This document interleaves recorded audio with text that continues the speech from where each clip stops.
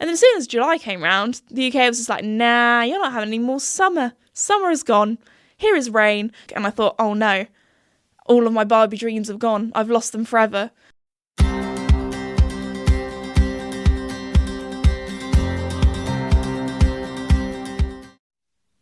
Hello everybody and welcome back to my podcast, Esme's Country Life. Oh my goodness, we are on episode 20 now. It doesn't feel like I've been doing this for 20 weeks. I feel like that time has flown by. Anyway, before we begin, I just want to say a huge thank you to the sponsor of the podcast, Red Post. Red Post is a country and equestrian store based in the UK, but they also ship all over the world. Some sort of breaking news for you also. For everybody that's coming to my meetups on the 18th and the 19th of August, my new book, the second book actually, of the Starlight Stables gang, Jessie and the Star Rider, will be there on sale. So if you want to pick one up while you're at the meetup, that would be fab. That would be really good fun. But anyway, I can't wait to see you all there. Tickets are actually, I think there are very, very few tickets left. Like, we're almost sold out. So yeah, there are a lot of you guys coming. But anyway, very, very excited for that. But anyway, let's get into today's episode. So if you've read the title of today's episode, you will know that We've had a busy time, we've had a bit of a stressful time, but it's all good. So yeah, basically, we had to do a little bit of an emergency vet call once again. I think I did like a little poll on my story, and I was like, guess which horse has had to see the vet again? Is it Duke? Is it Mickey? Is it Casper? Oh no, of course, it was Joey once again. This horse, I don't know what he does. He is so accident prone. Anyway, luckily, if you can tell by the tone of my voice, he is all right. He is doing well. Not as bad as the last time.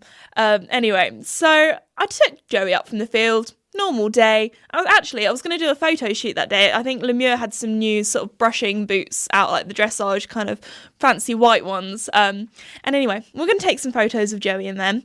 So I was, cleaning away everything. When you're grooming, you do your little checks. You need to, make sure that there's, no open wounds, nothing serious, that kind of thing. And he seemed all like fine.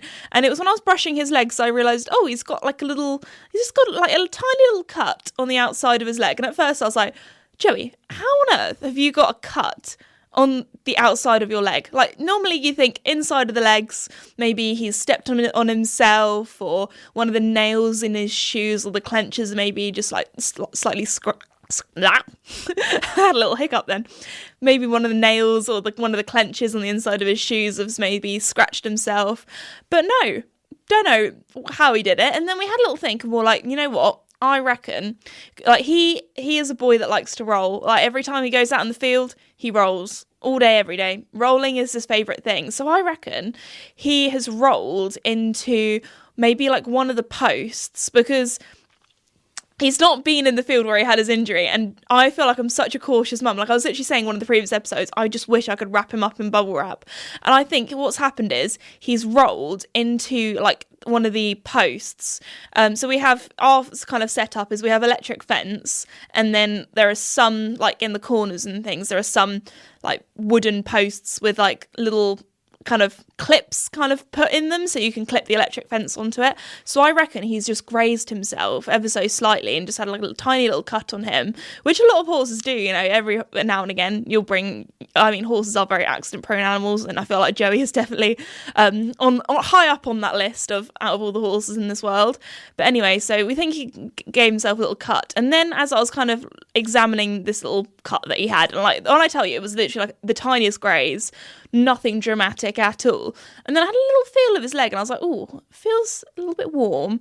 And then it kind of, I don't want to say squidgy, but it was like a little bit swollen. And then it was only really when I compared it to his other back leg, I was like, oh wow, actually that is swollen. Like, Joey, you've got a bit of a fat leg here. So anyway, rang the vet. The vets were absolutely flat out that day. They were so busy. So they were like, look, we can come first thing tomorrow morning. So part of me was very anxious mum, being like, oh my goodness, Joey's not going to be seen until tomorrow morning. Do I bring up a different vet? So obviously my vets didn't seem too worried or concerned about it, but I was like, oh, my baby.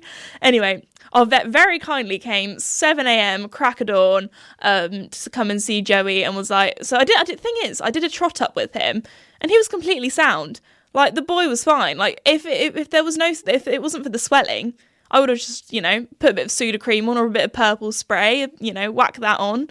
All good, a bit of wound cream. But no, he was like, he was completely like sound in walk and trot. Obviously that day I didn't ride him and didn't do the photo shoot. To be fair, I don't know if the boot would have looked good, like putting it on. It would have been quite like wide on the Velcro, if you know what I mean, trying to wrap up this fat leg. Anyway, so Joey was on antibiotics for a week, and obviously the swelling all went down, and the vet was like, thing is, I kind of talked about it a little bit on my story and that kind of thing, but I was still riding Joey, like literally straight after the vet came. He was like, just take him for a light hack, just take him for a walk, hopefully the swelling can go down. I think he had a bit of like cellulitis, I think that's the word for it. It's a bit of a mouthful, but anyway, but no, he's completely fine now, completely better. Just a bit of a dramatic time. So that's kind of what's happened. I was going to say this week, because I did my little interview on my last episode with Max. I feel like I'm like 2 weeks behind on the podcast, even though I'm not, because there has been an episode each week. But I feel like I have a lot to update you on. Also, because I've been so busy, I've been here, there, and everywhere. The podcast that is, I'm currently filming it on the day this is supposed to go out, so it's a Saturday afternoon, and this normally goes out, I feel like on like most platforms it goes out kind of like a Saturday evening, like 6:00ish kind of time, and then on my channel it goes out on a Sunday evening. So I was a bit like, oh my goodness, okay, need to get this podcast filmed. So I'll probably be filming next week's one as well, because next week I'm off to the Dublin Horse Show, which I'm very, very excited for and excited to see you all there.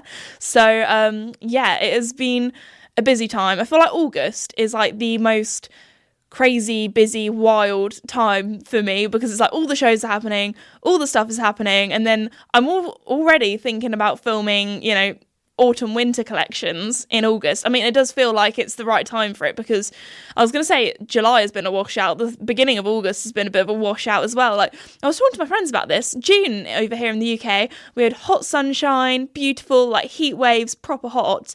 And then as soon as July came round, the UK was just like, nah, you're not having any more summer. Summer is gone. Here is rain. To be fair, the arena has been pretty good. Like, because our arena, sometimes in the summer, it gets a little, I was going to say crunchy, that's not the right word. It just gets a bit deep when we haven't had much rain. So the arena's feeling great. And the grass is doing well. We have to be careful about not letting the horses have too much grass. But, I had a photo come up in my memories, and it was from last year, where we had a bit of a heat wave last year as well, and the grass was brown. Like, compared to how it looks now, like now it looks luscious and green, but last year it was that was nothing at all. So I feel like we can't complain. I mean, basically the whole of Europe and a lot of other countries have had ridiculous, like, life-threatening heat waves. So, I mean, over here in the UK, we're just chilling with our rain, so I cannot complain about that. But yeah, sorry, I've just gone on a little chat about the weather, little classic British girl, but there we go. But yeah, back to what I was saying. August is a pretty nuts month for me, because, as I was saying, Dublin Horse Show next week, so half of that week's at the Dublin Horse Show, and then the weekend is at the Longines Global Champions Tour in London. So I'm literally flying from Dublin to London, not even going back home, just going straight to London, sleeping there, and then working at that show. And then I'm back for like a few days, and then I'm off to Devon to go to Red Post for the meet and greet there. So, and then after that, I might have a day off, I think that might be healthy. So yeah, I'm gonna be pretty pooped in August, but I'm really looking forward to it. It's one of those things where it's like really good fun, but also I'm gonna be dead by the end of the week. Or the 2 weeks. I'm gonna need a bit of a rest. But anyway, yeah, what else? Well, I actually, because I've done, I feel like when you've done so many things, you kind of forget what you've done. So I've written a list, because I'm probably going to film 2 podcasts today, ready for next week. So I'm all scheduled and ready. I've literally written a list of all the things that I've done or been up to, just so then I don't forget anything. So yeah, the other thing that I did recently that was quite good fun, although when you listen to this, it might feel like quite a while ago now, but obviously hopped on the Barbie trend. Oh my goodness, I feel like everyone says this, but the marketing team have done a cracking job for that film. So anyway, I dressed Mickey up as Barbie that was pretty good fun. Got, the chalk safe, not chalk safe, horse safe, chalk based pony kind of, I was going to say hair dye. It's not even dye. It's just like a wash in, wash out kind of thing. So Mickey looked very cute with that. I did have a little mini panic though, because I ran out of the pink and I thought, oh no, all of my Barbie dreams have gone. I've lost them forever. Mickey's only going to be half pink. He's not going to be, fully pink, because I did his mane and his tail in the end.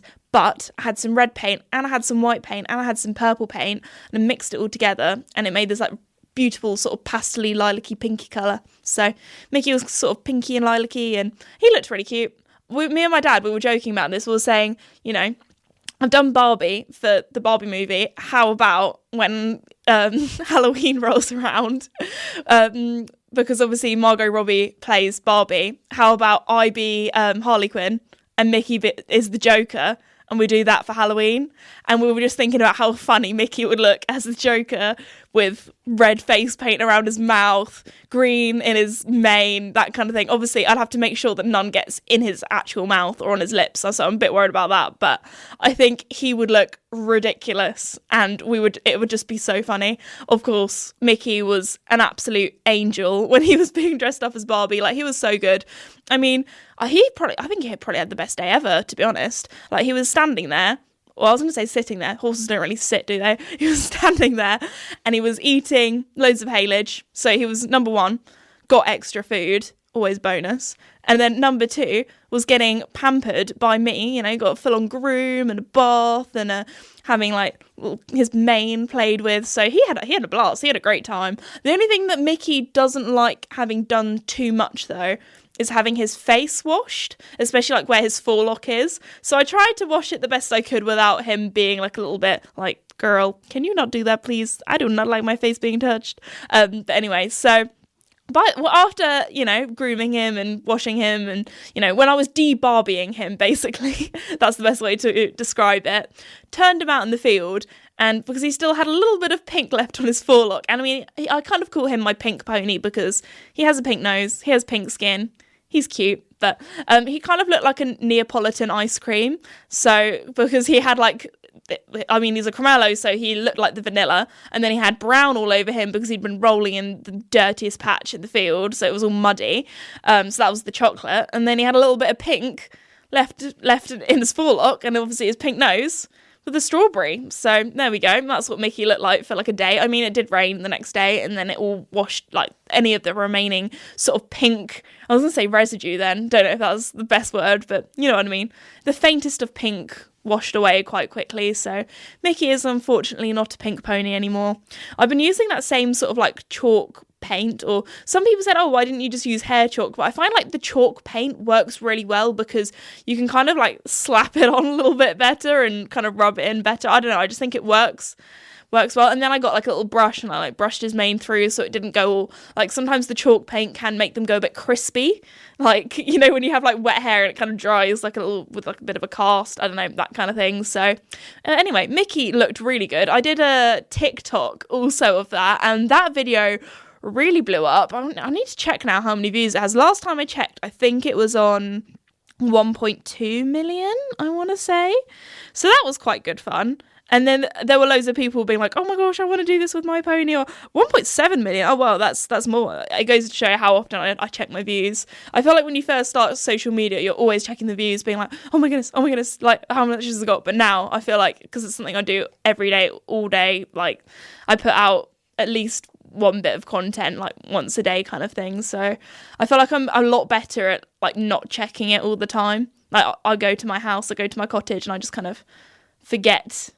I just go back to the real world, if that makes sense. I think that's the best way to describe it. I think it's a very healthy sort of thing that I do, because I feel like if you get too much into like, oh, how the views are doing, which sometimes it doesn't matter what you're posting. Like, it could be one of my best videos ever, and it could get less views because something else is going on, or maybe it's a national holiday in America and everyone's celebrating with their family and not watching YouTube, or I don't know. There are so many different reasons why something could not do as well as you're expecting, or even do better than you're expecting, like that TikTok. So there we go. social media is a funny place.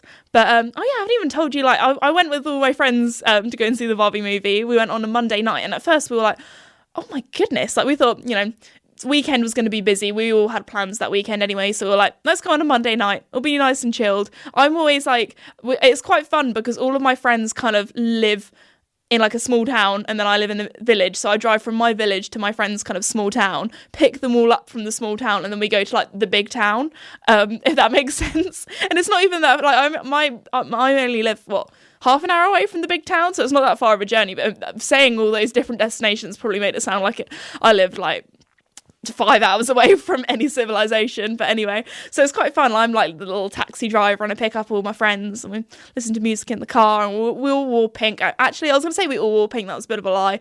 Some of my friends don't own anything pink. They're not really pink people. Me, of course, I had my pink trousers on. I had my pink like jumper. To be fair, it wasn't that out there because my trousers are like a white/pink. They're like a very, very, very pastely pink.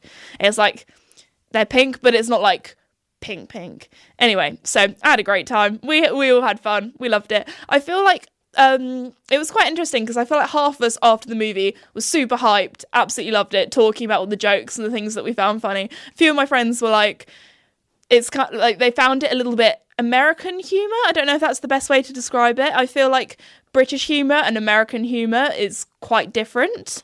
Also, when I was watching it, I was like, I could not believe how many like British actors and things were in it. And then I realised it wasn't filmed some of it was filmed in Hollywood, but a lot of it was filmed in like the UK. So all the there was so many of the cast were also from Sex Education, if any of you guys watched that on Netflix. So there we go. So it was so fun. I was like, the whole time I was being like, oh, you're that guy from that film, or you're that girl from that film, and that kind of thing. But it was a blast. I liked the tunes afterwards. I was like, I just had all the tunes stuck in my head, to be honest. So yeah, it was good fun. Good movie. I enjoyed it.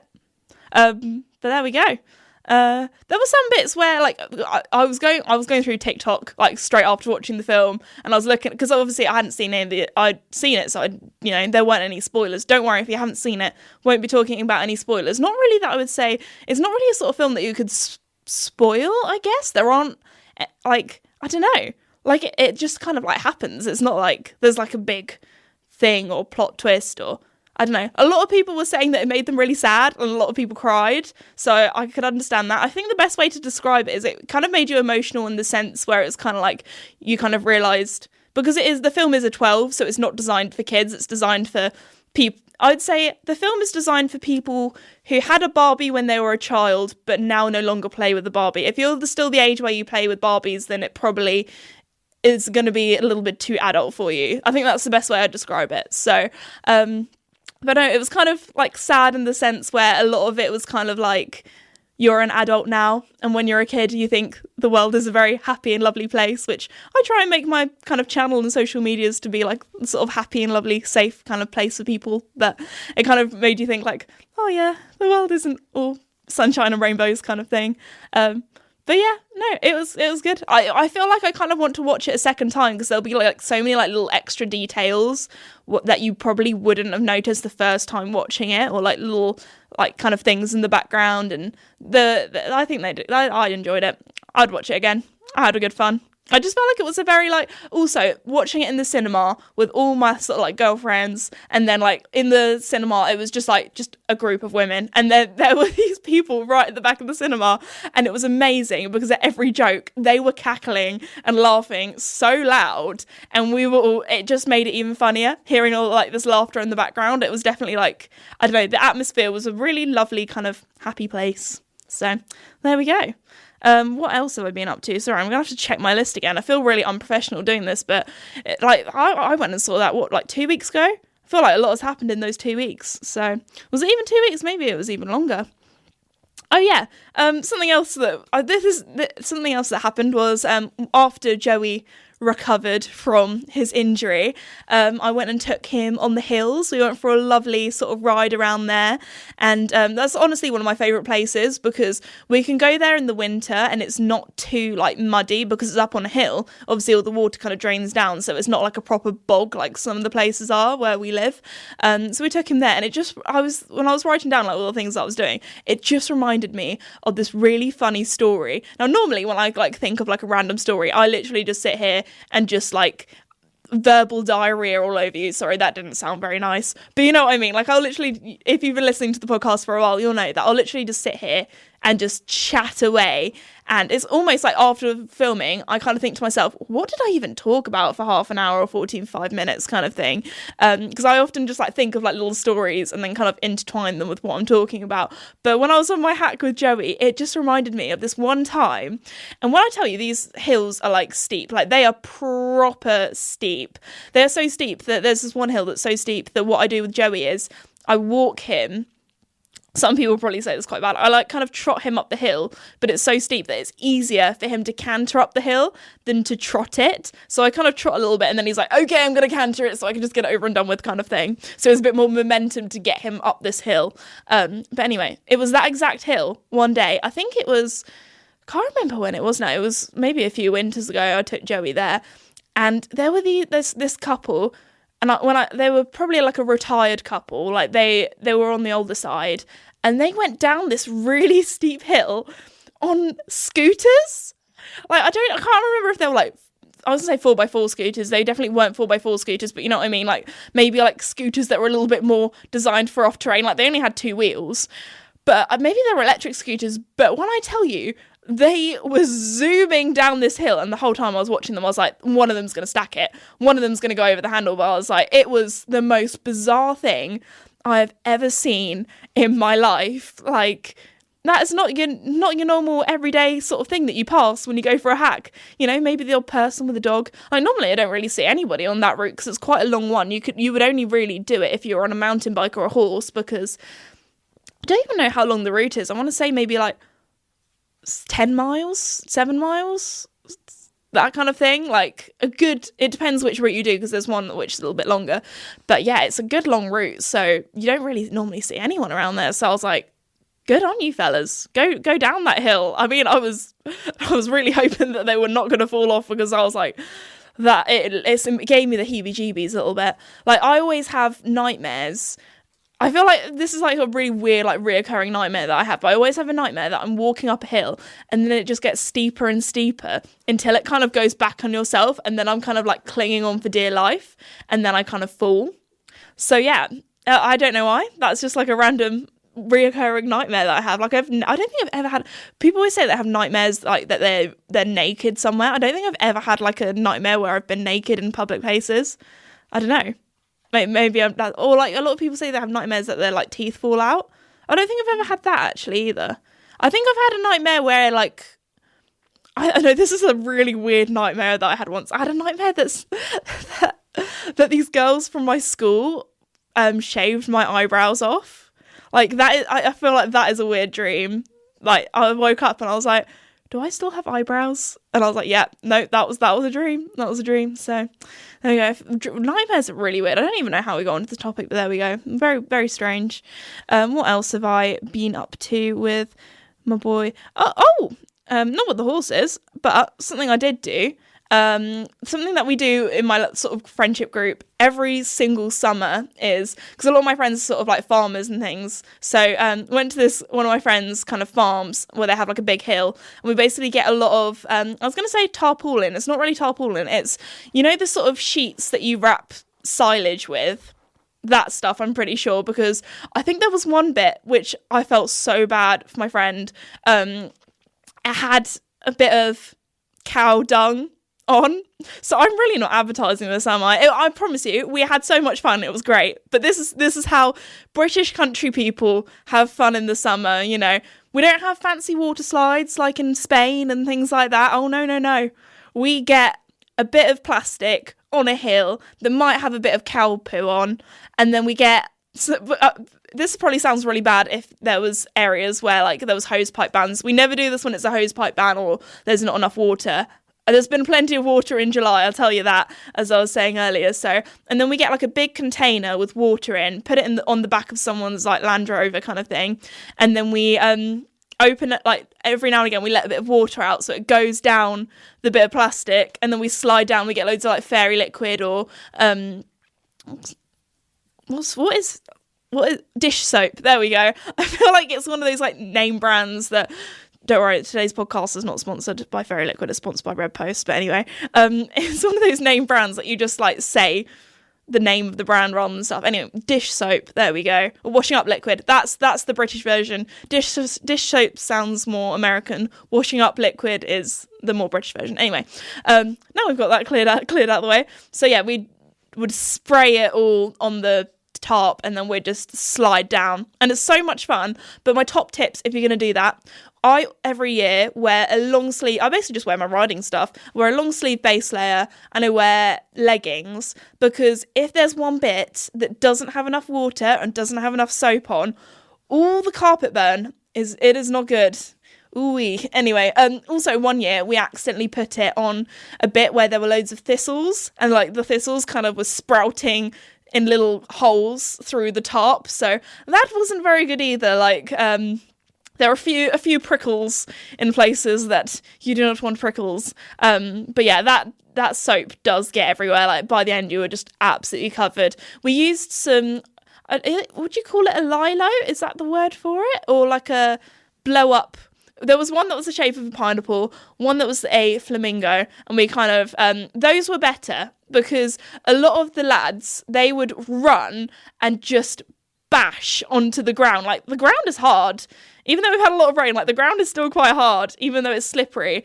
And so many of my friends had bruises last year. So this year I was like, I did get a few little bruises here and there, but I didn't go as hard, you know. This year I was like, you know what?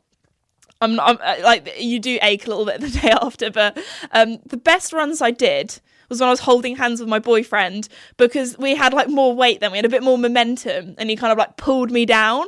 So we went quite fast like that. But if you go on your own, then I felt like all the boys were going so fast because they were a bit heavier than us and they were shooting down. And then us girls, we struggled a little bit more to go as fast, but I got some good runs. It was really good fun. So yeah, that is what British farmers get up to in the summer. Another thing that I would love to do, which I've seen a lot of people online do, is, you know, when you get loads of hay bales and you kind of stack them in just touched the mic then, sorry about that. When you kind of get loads of hay bales and you stack them in kind of like I guess the best way to describe it is you make a hay bale pool. So it's kind of like a raised pool, and then you get like a big plastic sheet and put it inside, and then you'll kind of make a little DIY pool. But again, I feel like the UK is the best country for that, because we've had a lot of rain, so we don't have to worry about sort of water shortages and wasting water, because we've been having a lot recently. Also, every single year we do the sort of tarpaulin slide.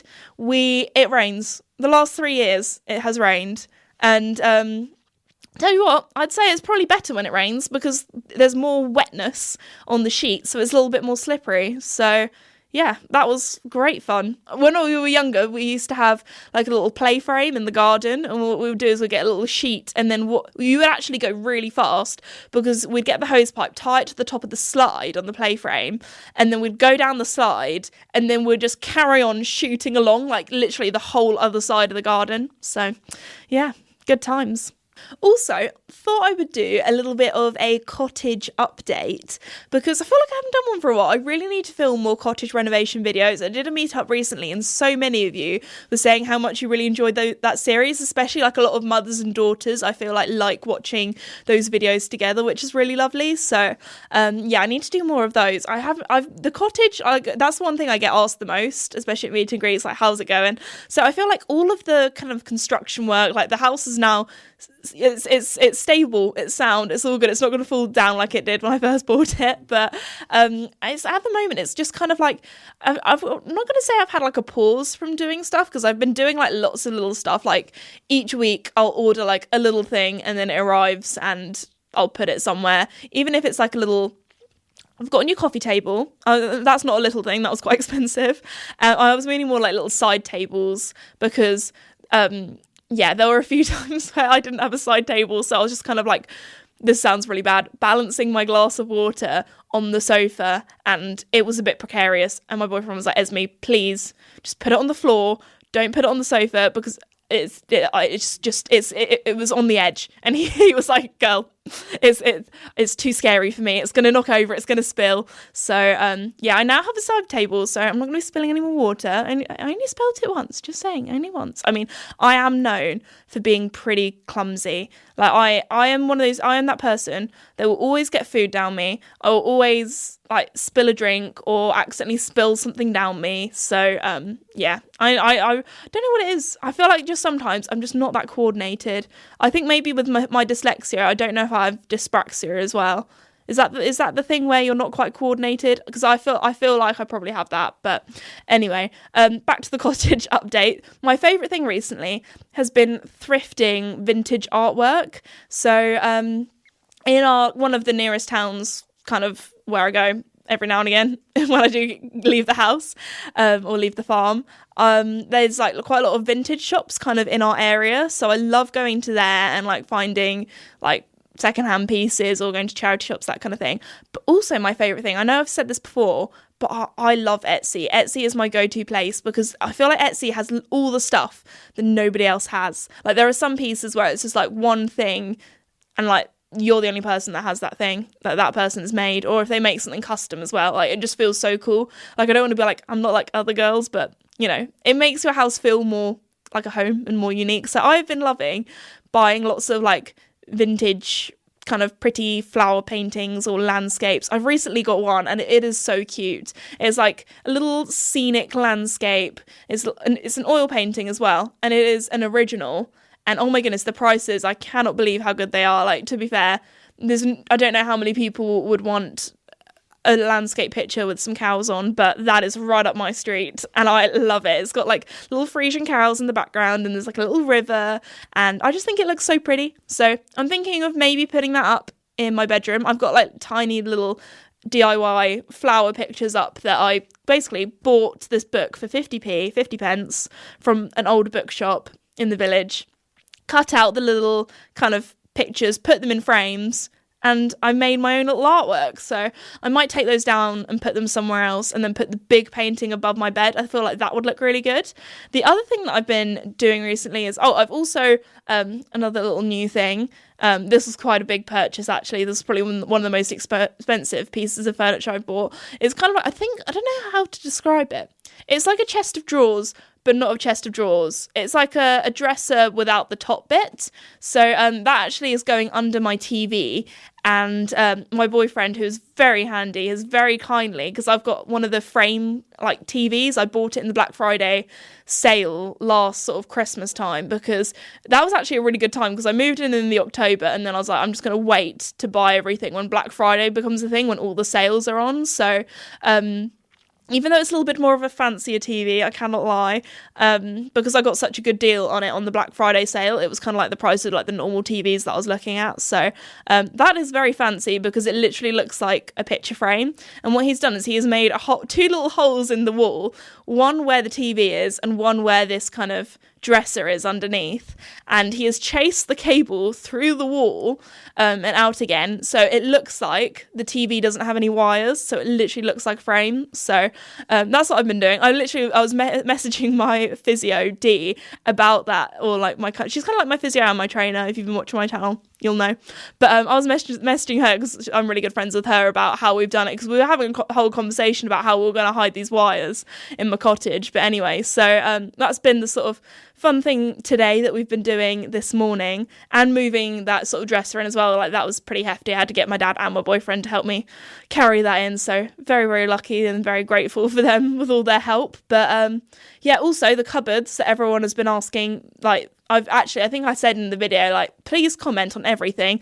Esme, you need to paint your cupboards, because it's getting ridiculous now. I moved in, when was it? I moved in like Easter weekend, and these cupboards, they've been like that since January, February, and I still haven't painted them yet. So, but we've started on the prep work. The prep work has been started, so we're moving forward. We're getting there. So then, after I've done that, downstairs is actually complete. That sounds scary to say, but yeah. I think I've talked about this before on the podcast, but I have a mess room at the moment. It's the smallest kind of room upstairs, and that has it still has the extra carpet from when I had everything recarpeted after the carpet moth disaster.